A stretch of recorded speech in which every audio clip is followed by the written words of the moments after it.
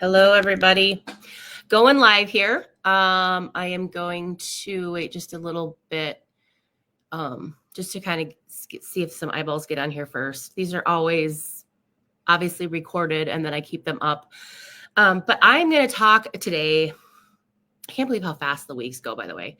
I want to talk today about, no, I guess I can't do that. Controversial conversations. Spill the tea time. Not gossip session. That's not what this is at all. But I want to talk about hard things that help us grow. And I'm actually going to talk about a certain situation. So last night I was like, I think I kind of want to talk about this. And I'm like, do I? Is this beneficial? And then I decided, yes, I will, because maybe you can relate to this. Probably more than likely not for many people, because a lot of people are not in a space where they put themselves a little bit more out there with social media, and that's fine. That's actually really great. I actually try to be really careful these days, more so than ever, with my family's personal time and space. Like I used to, and I still will put like pictures and videos up of my kids, but I usually, especially the older ones, I'm like, are you all right with this? Because everyone's just so different, and not everyone wants to be seen all the time, and especially somebody else. Like if I'm doing this, this is my permission. I put my face on the camera. I'm doing this versus like my kids, my husband, especially, is very, more private that way. So I really want to respect that. And I think a lot of people feel that way too, but maybe people have these questions in their head and they're like, I want to learn more, or I want to be able to be more, intentional, or be able to state my opinion more. But how do I do that? Can I do that? Is it going to harm my business? Is it going to harm my, name? Is it going to harm my friendships? And here's what I have to say about that. I used to think that, and I think most people, especially in the business world, would think that too. It used to be very much like, stay neutral. So always stay neutral. Don't give an opinion about things, especially what are the two biggest things, politics and religion. Now today, you can probably add health in there too, which is crazy. You didn't really think health could be a controversial thing, but it has. But here's the thing. I think you can talk about all those things in a very loving way. And yes, it still will offend people, because you could literally put yourself in a bubble, like the bubble boy, and live in a bubble and not communicate with people, maybe just smile. But even then, people would still someone would find a way to judge you for the way you smiled at them. In fact, last night, my son came home. He went out with a friend to Culver's. I think it was at Culver's. Then he went to a movie. And he was taking a picture of something in the restaurant to show me. And he was texting me. But a girl and her friend, who he knows the girl, kind of, because she goes to school with him. And then the other girl he didn't know. Not a friend. She's got definitely a lot of insecurity issues and a rough home life. All right. But she immediately assumed, and he's never had like problems with her, but she immediately assumed that he was taking a picture of her, and that he was taking that picture of her to like maybe share with his friends and make fun of her, which he was not. He wasn't even, I don't even think he saw her at the time, but that's how like insecure she is with herself. And so her friend came over and started yelling at my son and his friend in lots of F-bombs and like, you take a picture of her, And he's like, no, actually I'm not. I was showing my mom something. And trust me, he did not take a picture of her and send it to me. They just yelled at him, and he's like, okay, well, I'm not doing that. And you can probably just go sit back down right now. And he texted me and told me, I said, yeah, that's all you can do. Just tell her that that's absolutely not what you were doing. And maybe be a little firm with her. Just say, not everything is about you, and the world does not revolve around you. So just because my camera is in that direction doesn't mean I'm taking a picture of you or a video, but that is what she assumed. And then as they left, they gave him the bird and whatnot. But again, that's just an assumption he can't change. All he can do is be kind, but firm. So I had this thing happen a couple weeks ago to myself. And I had posted it on Facebook. And then one of my dear friends in my business, a mentor of mine, I just absolutely love her. She private messaged me and reached out to me, and it was so encouraging. And if you see this, you know who you are, and I love you and thank you for this. But she encouraged me to take it down, because she is somebody who, yes, she has a business in this space, but she also has a very, very higher profile job in a big city where she is plastered and postered all over places, not in network marketing. And everyone who knows her, I can't imagine how you could not love her. But just like anybody, people find ways. And she herself said, I've been given so many hate messages and told I'm ugly and I'm airbrushed and this and that. And I'm like, you? And so her thing was, I just challenge you to take it down, Sarah, because first of all, those things aren't true. And I'll get to what this is in a second. And second of all, the only thing this is doing is giving that person who did that the satisfaction of knowing it bothered you. And I'm like, you're right. You're absolutely right. So I took it down. So it's not up there for people to view and to comment anymore, but I do want to talk a little bit about what happened. So a couple weeks ago, I went out to get the mail and, your regular bills and whatnot. And then I saw this like business size envelope in there that had my name and address on the front, very nicely, written, no return address, but that's not that odd. Said it had come through Milwaukee, but a lot of mail comes through Milwaukee. I'm pretty sure that even a lot of mail, like if you send a mail in my city, Manitowoc, to someone in the Manitowoc area, sometimes it goes to Milwaukee and back. I think that's crazy, but whatever. That's just, I guess, how it rolls. And Green Bay has one too, but didn't know who it was from, but I honestly was like, oh, this is like actual something. I thought maybe it was like a bridal shower invitation or maybe a summer barbecue get together with some friends. So I open it, I'm sitting down and I open it up and it's a letter, very short and on loose leaf paper. And it starts out printed. So it was, not in cursive, printed, like they're taking a very, very intentional effort to make it like, I don't want this person to recognize my handwriting either. And it was like, hi, Sarah, ! And then it went on to say, I just wanted to remind you that you are a fat, ugly, stupid bitch. Or was it fat, stupid bitch? I don't know, but it's definitely fat and stupid and bitch. Can't remember if ugly was in there too, but fat was underlined 3 times. So she or he really wanted to make sure I knew that. And then that was it, and not signed by anybody. And I just stared at it like, what? Like, what am I reading? And here's the thing. I couldn't even think of like, who did this? Why someone did this? I can't think of anyone I'm in like any kind of personal argument with, anyone I've ticked off. Like, I just could not think of who could do this. And now if I back up a while, especially starting in like 2020, way before 2020, but especially 2020, I became much more vocal about my beliefs.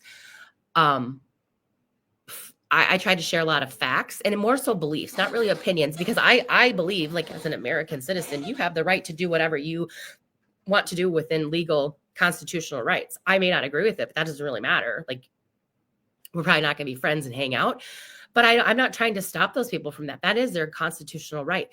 What I don't like is for those people to try to push those beliefs on me and my family in organized settings and to say that, now, if you don't support this, I'm going to come after you and you're a bad person and blah, blah, blah. Okay. So I used to be much more vocal about that. I was much more involved. I never have ever run for politics. I never ever will, but I was helping some friends out with their election. And there was some crazy stuff that happened for a while. I was getting some pretty nasty, mean emails and things like that. And eventually, my last Facebook account got hacked. Took 14 months for that sucker to get taken down. I had over 25 people come to my house because the hacker, I had no access to that account, and the hacker was posting items for sale, like big items. And first of all, people that would reach out to me that actually do know me, I'm like, do you think we own all that stuff in this, like, where we live? And, the ad was something like, I'm moving and so I'm selling all this stuff. And some people are like, are you getting divorced? I'm like, what? So I repeatedly reported this account. I had hundreds of my friends continue to report this account to Facebook. Facebook did nothing. People were coming to our house thinking they had bought something, put down money on PayPal, and, big things like cars, UTVs, and one guy even came from like a different state with a U-Haul trailer. And so all of these people were quite kind about it. They were pretty shocked. They were like, what do you mean you don't have this for sale?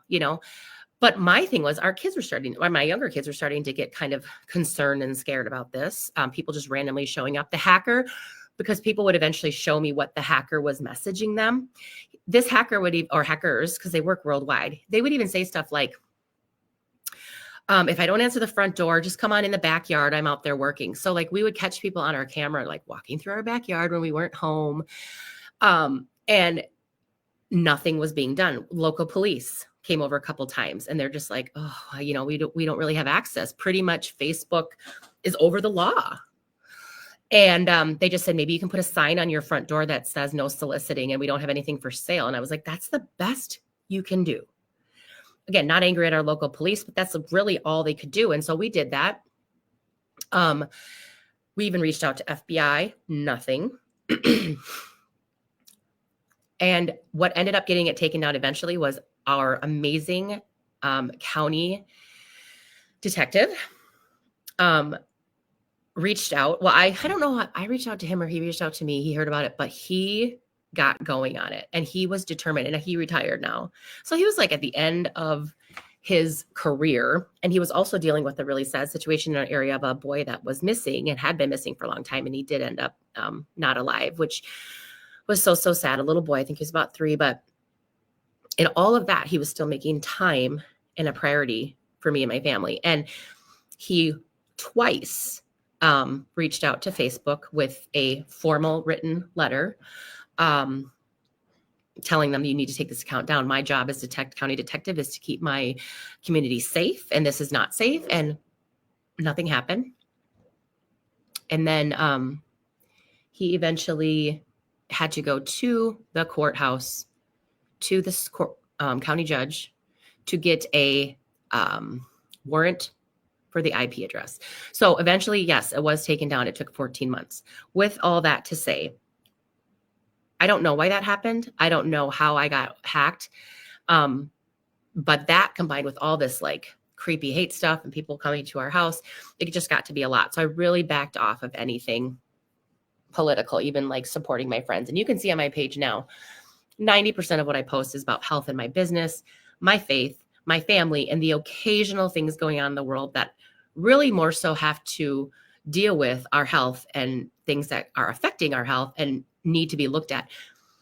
And it's never like accusatory, this is how it is, I know better. It's questioning the system. And somehow today, questions have become the most dangerous thing you can do, which is crazy, right? There's nothing wrong with questioning authority in a respectful way. We've always taught our kids, you respect your elders, you respect your teachers, but we've guided them in God's word. So we've also told them if things are not lining up with what God would want you to do, you question that authority, you question that adult. If they are hurting you in any way, you question that adult, you tell somebody. We have to be very careful when we teach our kids about respecting authority. It doesn't mean when your teacher says, put your pencil away and stop talking, that we question that. That is an authoritative measure to keep, their classroom in order. That you respect. Okay. So anyway, this letter just really seemed to come out of nowhere. And it shouldn't, we should all say, oh, don't let it bother you, but come on, who would not let that bother them at least a little bit? So we're trying to figure out who could have done this. And I do have a cousin that is a state detective, and she does this for a living. She actually looked at handwriting and maybe some people that we thought possible, and she compared some handwriting and she really didn't think so. And in the end, the steps that she said I could take, like getting it dusted and fingerprints, I'm like, ugh, whatever, it's just not even worth it, right? But, and I thought to myself, if you don't like what I'm doing or who I am, why the fat, stupid bitch part, and then not to sign it. The cowardice behavior of that, cowardice, whatever behavior of that is incredible to me. But for whatever reason, and I probably won't know, but God does know, what set that person off? What am I doing that set that person off? Because I know that I'm not doing that. My goodness, I go back to high school, we used to like write notes to our friends and then fold them up in the little football shape or the triangle shape.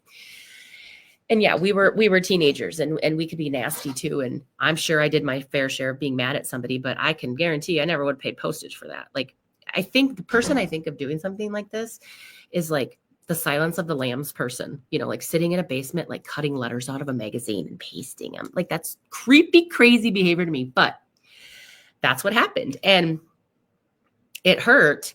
But then I was like, I can't do anything about that.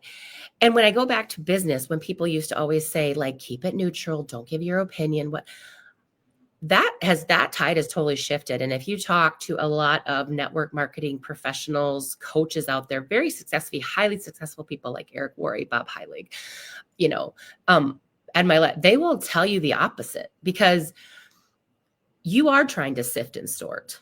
God's sifting and sorting this whole world right now. You are trying to sift and sort. You are trying to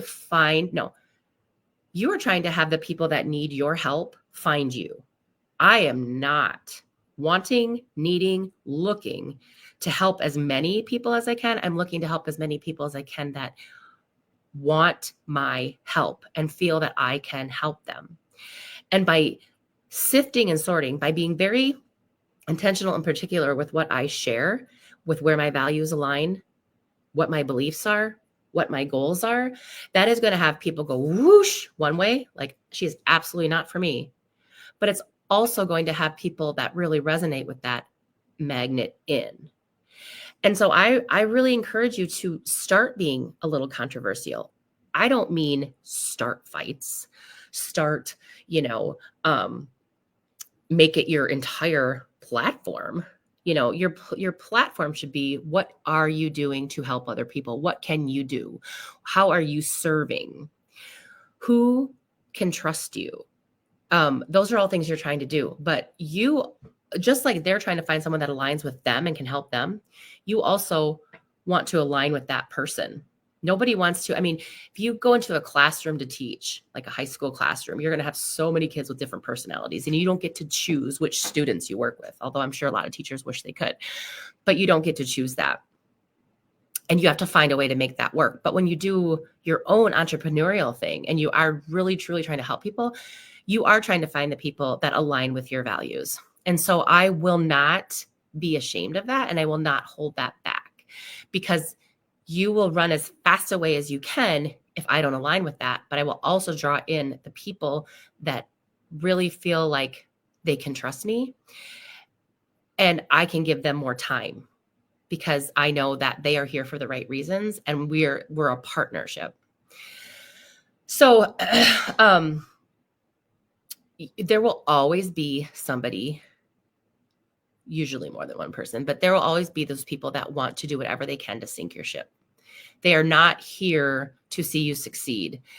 Envy, I heard the other day, envy is really the feeling of being annoyed with someone else's happiness. And did you know, by the way, linguistic theft is a real thing. Words have been so changed and twisted over the years, like the words envy and jealousy. We kind of seem to like synonymously use them together, like they're the same thing, and they actually aren't. Jealousy biblically, like the word, like what it originally meant, jealous was like a rightful protection of something. So like a man who was married to a woman, and say another man was trying to come in and or maybe that woman was, like an adultery situation, or it's just someone trying to hurt or harm that person's wife in any way. He would have a jealous nature towards that person because it was a rightful protection. So jealousy actually isn't a bad thing. Envy is.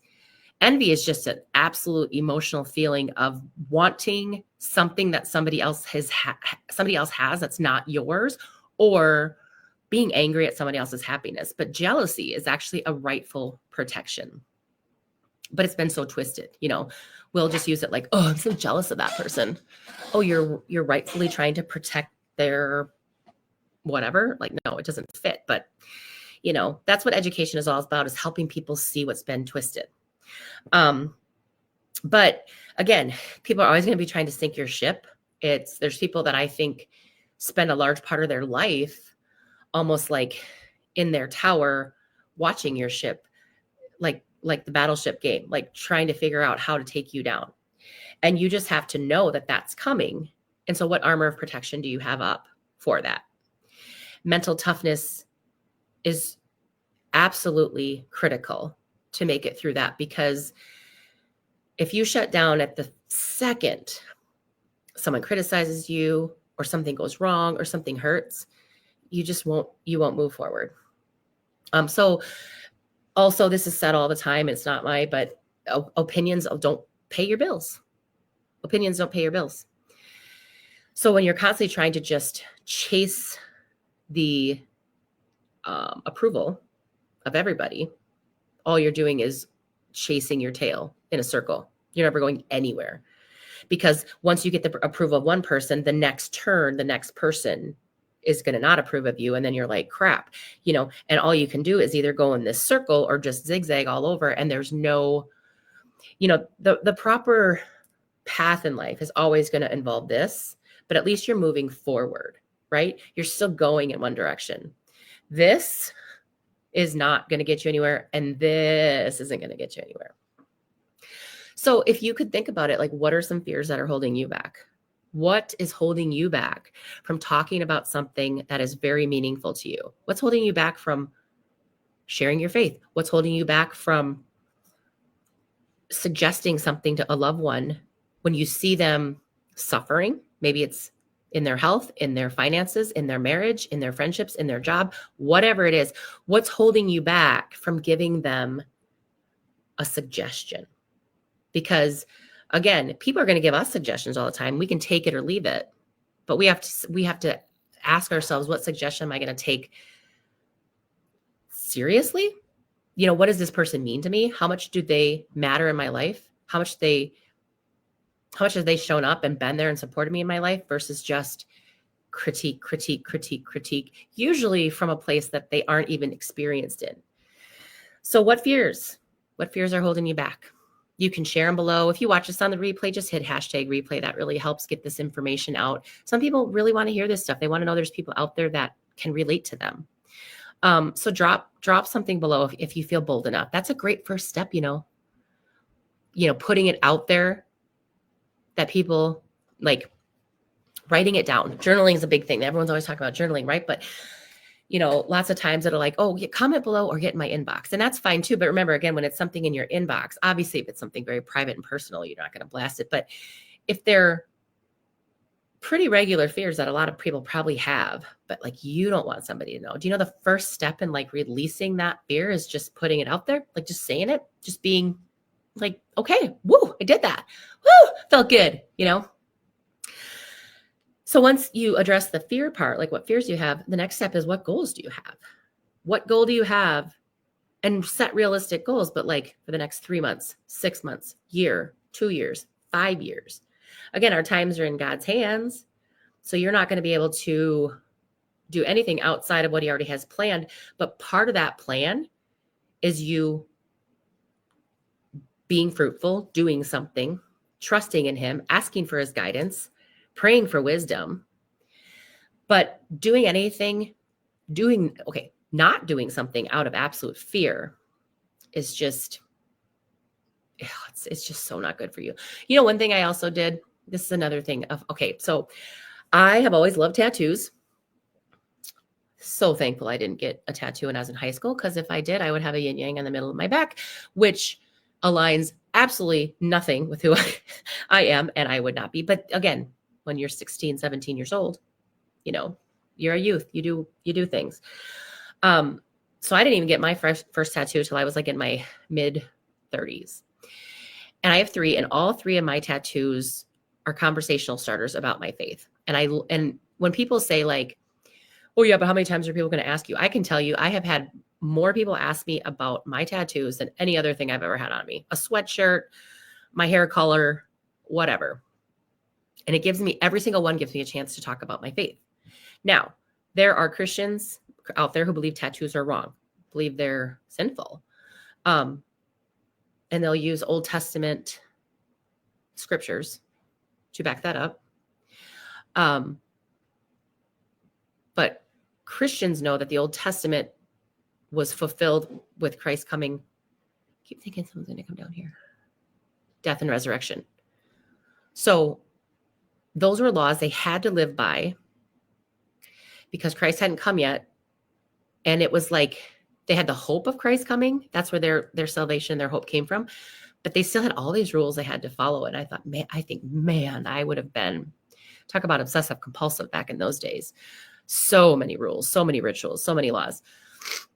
Now, it doesn't mean that a lot of those laws, they have nothing to do for your salvation, but a lot of those laws could still be beneficial for a lot of people. Say the pork thing, I think that personally, just store pork is not good for you. I just, especially where we're at today, I think getting a local pork from someone who, like, we personally know how they grow it. They're not growing mass pigs in a huge barn. We know what they're feeding them, whatever. Like, we eat pork. Okay. But that's the pork we choose to eat. But it's not a sin. There could be some health benefits from it, but it's not a sin. And so tattoos are not a sin. But I grew up thinking it was, only because of how I was raised. And again, it's kind of a generational thing. I think, like, my parents were a generation that everyone that got tattoos in their younger years were, like, as my mom would say, the greasers, or what's a greaser? I think of, like, the movie Grease, but that's what she says. Or just the naughty people. And yeah, I think that, again, whatever you're putting on your body, just like ear piercings and whatnot, send a message. I think if you're putting, like, scary skulls and crossbones, but that's just my personal opinion. There's this whole thing we call adiaphora, but in the end, is it a sin? No, it is not a sin. And there'll probably still be people that disagree with me. And I know there's many Christian pastors who obviously are like, yes, that is correct. It's not a sin. Also, remember the people in the Bible that were, like, doing this, cutting themselves and tattooing themselves. They were doing this in celebration of, like, satanic type rituals. It wasn't like they weren't going to get, like, beautiful. It was a completely different thing. But I had this like hold on me my whole life, that even though I really wanted this, and I did want it to, especially as I got older, I wanted it to glorify God, that it was still wrong because it had been drilled into my head. So part of me did it out of like, to conquer a fear that was holding me back, but wasn't actually something that Christ was commanding me not to do, if that makes sense. Now, I'm not telling everyone to go get a tattoo. If you personally still feel that a tattoo is not, you don't want one, you don't want to go through the pain, you don't want to spend the money, you don't think they're healthy. And I do. I mean, when I got mine, I actually went to a certain guy who I knew he was using, like, ink from a certain place, not from overseas, not from China. He's very into health. But my point being, it is not an issue of salvation. So I did the thing because it was something I wanted, but I was really fearful of it. I was fearful of judgment. Oh, I'm a pastor's wife. What are people going to think? What's my mom going to think? I'm 46 now. I think we always still care and appreciate what our parents had to tell us. But in the end, that was one. And that's just one of many things I've done to face a fear, because it was something I did want to try and have. And I had to face the fear and do it. And guess what? I'm so glad I did. I went and got 2 more. And the only reason I don't have more is because I just don't want to spend the money on it right now. I don't want to spend the time. And they do kind of hurt depending on where you got them. And apparently 2 of my 3 are, like, in the most painful spots you can get them. So if you want to talk about that, you can private message me. But, it's kind of like this business too. There's so many people I know that have this curiosity. They want to try it, but they're so scared but they're scared of an unknown. It's usually, what are people going to think? What if I fail? I'm not a salesperson. That's always because they have these premonitions in their head of what they think social marketing is. And it really is none of those things. Now, there's people who hear this stuff and they're like, oh, scroll on by. Like, it is not for them. And kudos to you, because you know it's not for you. You've looked, you've listened, you've heard all the way from the A to the Z of what it is. And you're still like, no, it's not for me. Kudos to you. But I hope you made that decision because you saw all the information first and then made your decision. You didn't make your decision on what you had heard. But for those people that just, it keeps kind of coming back to their head. Maybe, but just still so scared. I don't know. I'm telling you, just face the fear and do it. The other side is so much better, because either one of you either learn or you win. Like, but if you don't learn, nothing. You sink. And if you didn't win on that, you learned, and then you learned how to do it right the next time. If you didn't get right the next time, you learned from that one, and you just keep going. You know, the whole thing, like, you get knocked down, I get back up again. That's all this is about. It's just the not quitting. And it's just the not, like, make your choice and your decision because you're fully confident that you're making the right one to, like, not do something, but it's not because you did it because you were fearful, if that makes sense. And again, keep thinking of your goals. Keep thinking of your why. Do you want to work 40, 50, 60 hours a week until you're 67 years old? And then think, now I'm going to enjoy my life. Now I'm going to see the grandkids. Now I'm going to go on all the trips and all the what do the people like to do? The cruises. I'm not a cruise person, but maybe by the time they're 67, they're really sick with something and they can't, and they missed all those years. You know, we only get this one life, and how can we enjoy it and make an impact along the way? So what goals do you have? So those are the two questions I have for you, and you can drop them below or message me, but I challenge you to drop them below because I feel like it's going to help you in your journey to breaking barriers to your fears. But yeah, what fears do you have? What goals do you have? And then I want you to hear these statistics really quick. And I actually posted about it today, but I'm going to share it again here. 70% of Americans don't have a savings. 70% do not have a savings. And when they hear that, if you're part of that 70%, you get uncomfortable. You shift in your chair a little bit. You want to scroll past me now because it's uncomfortable. And who does she think she is? But guys, you're not alone. You're one of 70%. But you can get out of that.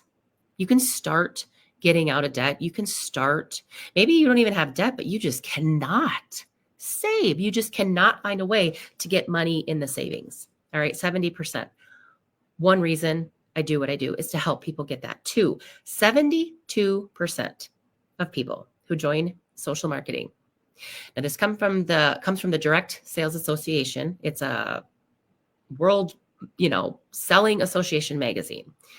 There's no one company that is biased. There's no one company that, makes up their own statistics. It's a direct selling association statistic that 72% of people in social marketing joined for the community, not for the product, not to make $500,000 a year, not to just get their products paid for community.